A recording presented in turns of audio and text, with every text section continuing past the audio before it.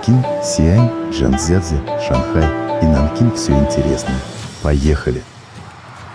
В Пекине, кроме запретного города и Великой Китайской стены, много чего интересного. Обязательно посетите зоопарк, где обирают панды и другие животные. На книжном рынке можно найти сборник речей Мао и другие раритеты. Район 798, промышленная застройка в новом свете. Проголодались? Отведайте пельмешек. В пекинских парках можно найти занятия по душе.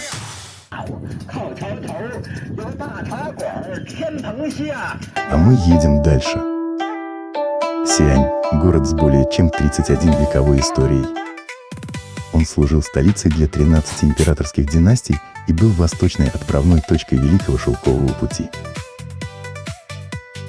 Его до сих пор охраняет терракотовая армия из более чем 8000 воинов.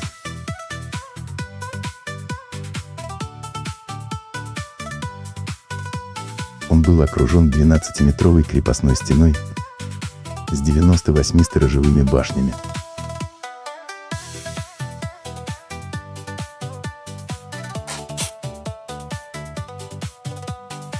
В Сиане более 100 действующих буддийских храмов.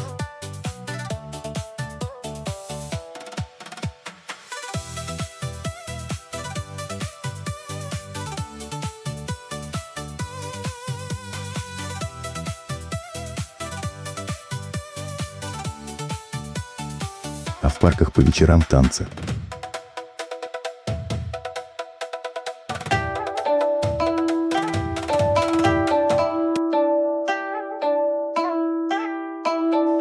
Шоу «Лиса Фея». Внизу у подножия проходит одно из самых зрелищных шоу в мире.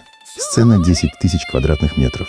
Встроена прямо в ущелье. На заднем плане скалы высотой больше километра. Сюжет – древняя сказка о любви дровосека и духа белой лисицы. Преданность, предрассудки, вечная любовь. На сцене 500 актеров и танцоров. Плюс хор из 100 местных жителей в национальных костюмах.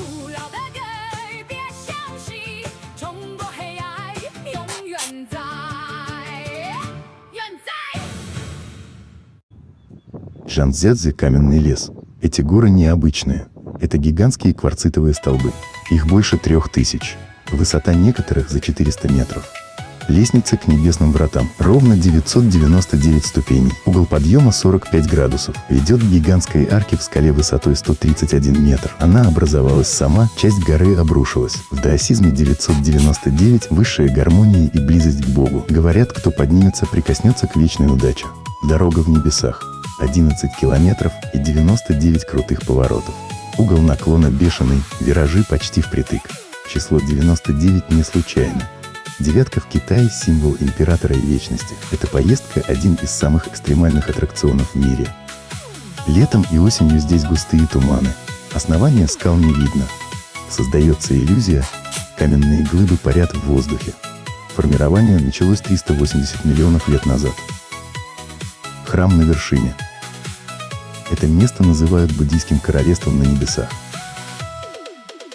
Храм Тяньмэньшань стоит на высоте 1500 метров. Главный духовный центр провинции Хунань. Основан в 870 году при династии Тан. Веками разрушался.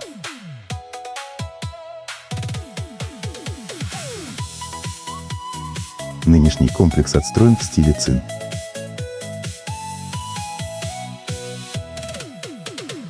Древнее имя Чжанцзяцзы Даюнь. Веками этот регион оставался полностью изолированным от мира. Благодаря этому здесь сохранилась уникальная культура древних племен Тудзя, Мя и Бай. Название места переводится как «рублеж семьи Чжан». Оно отсылает к 3 веку до нашей эры, когда зарождалась империя Хань. Тогда легендарный стратег Чжан Лян ушел в эти неприступные горы, чтобы стать даосским отшельником. Шоу «Очарование Сянси» – вечернее представление о культуре народности Тудзя и Мяо. Центральная история: парня забирают на войну. Девушка ждет. Он погибает. Чтобы вернуть тело на родину, местный колдун проводит обряд гона трупов. Мертвые солдаты идут домой пешком. Мистика, верность, долг и любовь сильнее смерти. Шанхай.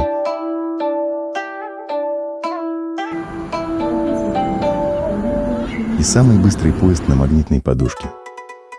Город над морем, крупнейший мегаполис и финансовый центр Китая. В устье реки Янцзы. На другом берегу историческая набережная Вайтань. Европейская архитектура начала 20 века. Город официально появился в 1291 году при монгольской династии Юань. Как рыбацкая деревня стала финансовой столицей. Все изменилось после Первой опиумной войны 1839-1842. Китай проиграл Британии, подписал Нанкинский договор. 1843 год. Шанхай становится одним из 5 открытых портов. Беспошлинная торговля с Западом. Иностранцы получают земли, британцы, американцы, французы. Создают независимые зоны. Международный сеттельмент и французскую концессию. Со своими законами, судами и полицией. В Шанхай хлынули банки, торговые дома, инвестиции. Город вывозил шелк и чай, возил опиум и ткани. В Шанхае удивительно сочетаются древние китайские традиции врачевания и современные роботы.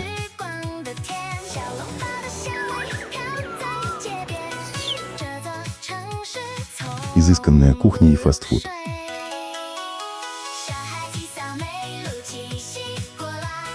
Шанхай – законодатель моды, гастрономии и технологий. Западный шик плюс древние традиции.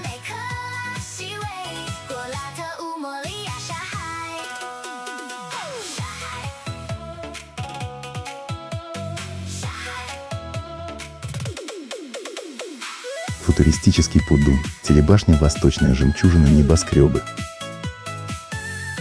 К концу 19 века Шанхай называют Парижем Востока и жемчужиной Ориента.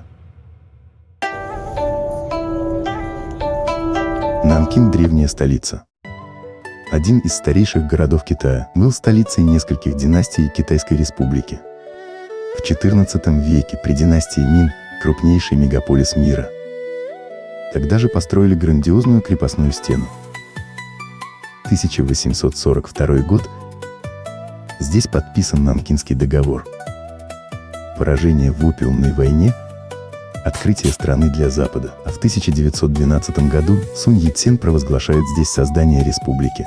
Нанкин – город революции и исторических переломов. Для тех, кто хочет увидеть классические жилые дома старого Китая, в городе сохранились кварталы Ламэньдун и район вокруг храма Конфуция у реки Циньхуай. Для них характерна традиционная архитектура региона Цзиннань. Изящные здания с побеленными стенами, темными черепичными крышами со слегка загнутыми краями и деревянной резной мебелью.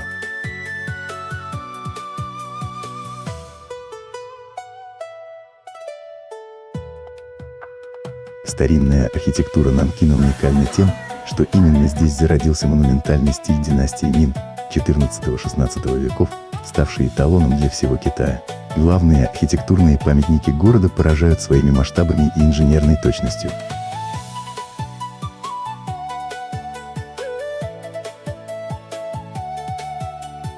Китайская республика была провозглашена в Нанкине 1 января 1912 года после падения последней императорской династии Цин, завершив более чем 2000-летнюю историю китайской монархии. Город стал политическим центром новой республики, во главе с ее первым временным президентом Сунь Яценом, а позже официальной столицей государства под управлением партии Гоминьдан до окончания гражданской войны в Китае.